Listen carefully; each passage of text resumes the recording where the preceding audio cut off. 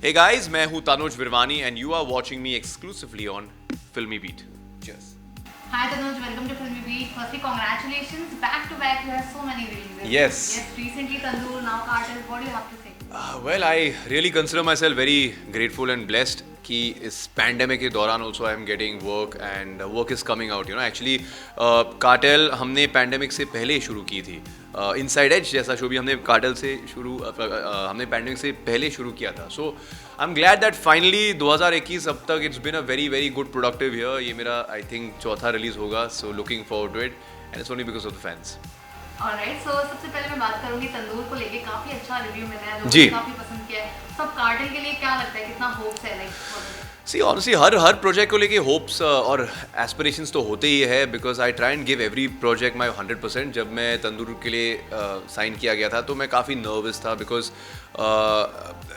It is the first time in my career that I am playing a real life character और ऐसे घटनाएं घटी है 1995 में तो I was like oh God I hope I am able to do justice I hope कि और इसके बाद ऑडियंस मुझे ना पसंद या हेट ना करे but touch wood everything went well cartel को लेकर आई फील कि ये अब तक इनसाइड एज के बाद मेरी पूरी करियर में मेरी ज़िंदगी में सबसे अहम प्रोजेक्ट है सबसे बड़ी प्रोजेक्ट है अगर आप ट्रेलर देखोगे तो उससे ही समझ में आएगा कि इसमें इतना स्केल स्कोप इतने अच्छे दिग्गज कलाकार है क्रू भी बड़ी बड़ी कमाल की है so it was really a herculean task to make this because normally जब आप एक वेब सीरीज़ पे काम करते हो 2-3-4 महीने के अंदर वो ख़त्म हो जाती है कार्टेल 2 साल तक चली कार्टेल का शूट हमने 132 दिन में कंप्लीट की है which is very very long in fact हम सेट पे जोक करते रहते थे कि like we are making the Mughal e Azam of the OTT space तो आई एम एक्साइटेड 197 कैरेक्टर्स है इसमें, इतने सारे लोग हैं। जी। तो सबसे लॉन्गेस्ट अगर बात करो तो कोई ऐसी सीरीज अब तक बनी है, तो what do you have to say? It is epic. It is truly epic in every sense of the word.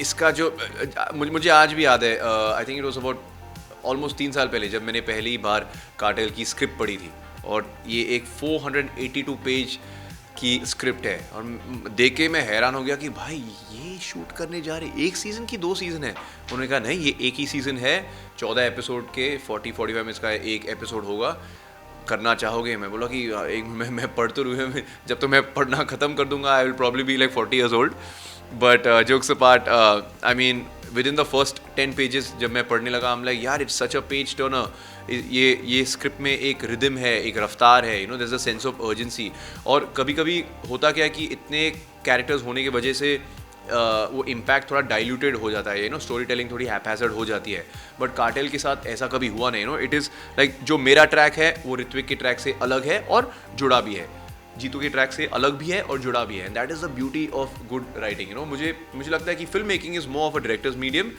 But OTT space web series definitely है एक राइटर का मीडियम।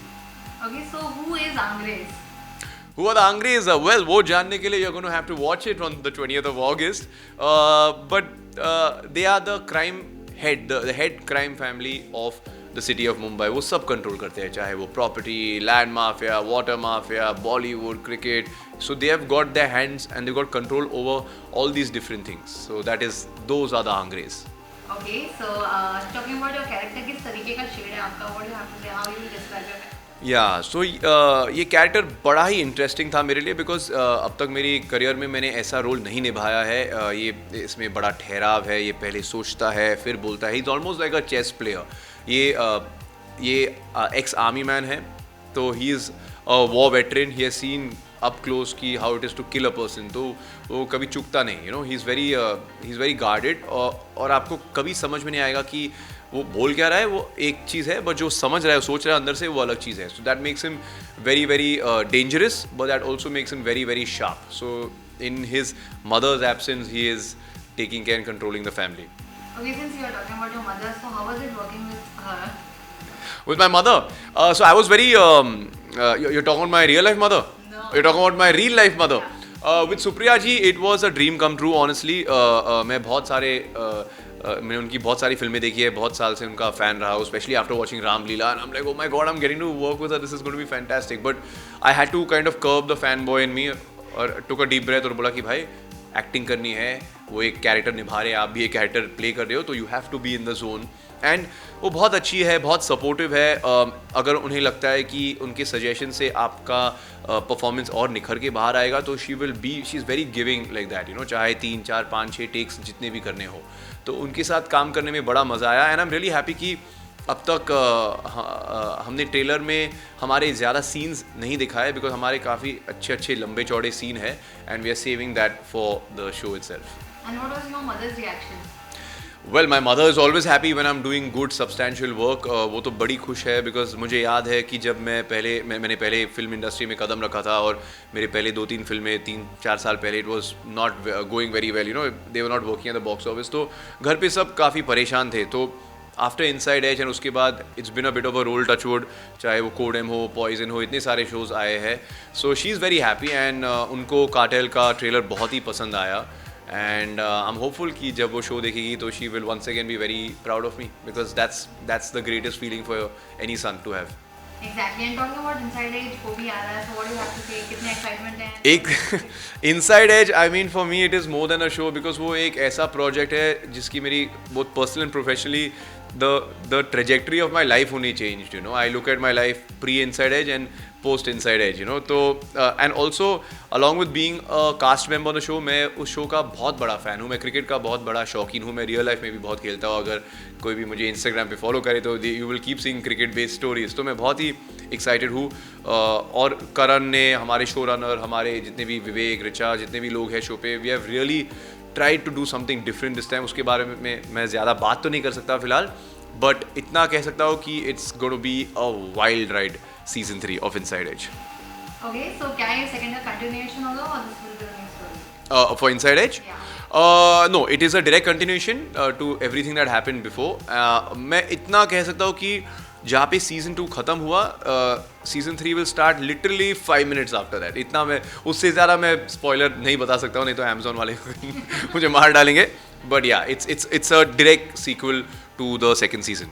Okay, so कार्टेल की अगर मैं बात करूँ तो इतने सारे लोग हैं, this is the longest you only said कि इतना जी। शूट करने में इतने दिन लगे। So कार्टेल के साथ ऐसा क्या कनेक्शन आपका बैठ गया है, या you know ये टेक अवे बात करूँ, या फिर ऐसा कुछ भी चीज़ जो this will be last with you forever?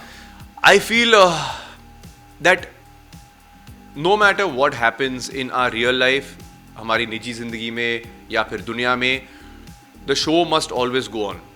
कई बार हमें ऐसा लगा कि शायद ये शो बीच में बंद ना पड़ जाए, या रुक ना जाए, या कैंसिल ना हो जाए, you know, largely because of Covid. Because हुआ क्या कि वी वर 40% इनटू शूटिंग, और फिर पैंडेमिक शुरू हो गई, और एक के बाद एक लॉकडाउन्स और लॉकडाउन्स, फिर अनलॉकडाउन्स, फिर रिस्ट्रिक्शंस, फिर एक और स्पाइक, फिर एक और।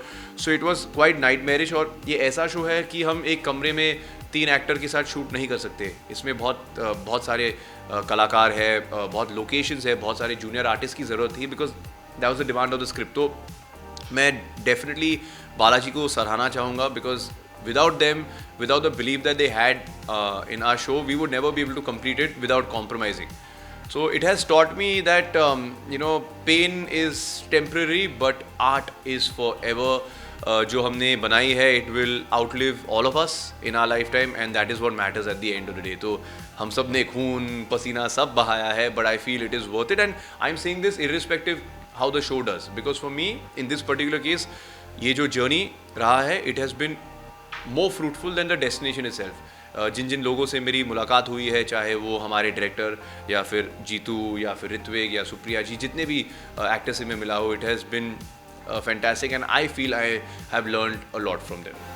Okay, so इसी की एक co-star अगर बात करें तो Divya Agarwal, she is in Big Boss का house, so you know that like do shoot के दौरान की like she is being offered or नहीं, शूट के दौरान तो नहीं, बिकॉज तब तक शूट खत्म हो चुकी थी, but I was chatting with a few days back just about something, and she is like, यार I am finishing promotion soon because मुझे बीबी जाना है। तो हम लाइक, बीबी क्या है? So she is like, big boss bro. तो हम लाइक, अच्छा बिग बॉस पे जा रही हो, ठीक है, congratulation, all the very best. और एक्चुअली दिव्या और मेरे ज़्यादा सीन्स तो नहीं है शो पर, बट जब भी हम मिले हैं, या हमारा एक रैप पार्टी रहा था मेरे फार्म हाउस पे, तो she had come for that, and she is like a chameleon on the show. यानी कि उसके उनके 6 या 7 अलग अलग लुक्स है, तो वो हमेशा प्रोस्थेटिक्स या कुछ पहन के आती थी, तो I never recognize her. So the first time actually मैं Divya as Divya was at the wrap party, तो हम उसको लेके काफ़ी हंसते रहते हैं। ओके, सो अगर आपको चांस मिले तो will you be a part of like such reality shows, Bigg Boss, Khatron ke Khiladi? No I don't think so personally because ना तो मैं ऐसे शोज देखता हूँ और ऑनेस्टली मुझे इतनी इंटरेस्ट भी नहीं है रियलिटी टेलीविजन में. I like watching fiction, I like watching a lot of films, I like watching night shows and stuff. तो I don't think I would be a very interesting fit और public भी bore हो जाएगी because my personal life is actually quite boring. हाँ, I'll save the drama for when the camera's rolling and I'm acting.